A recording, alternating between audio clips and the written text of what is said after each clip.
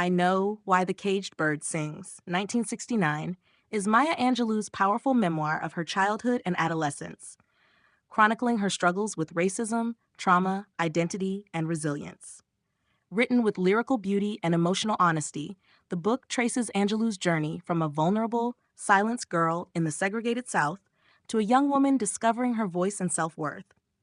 Through vivid storytelling, she confronts painful experiences with grace and strength, illuminating the complexities of growing up Black and female in America.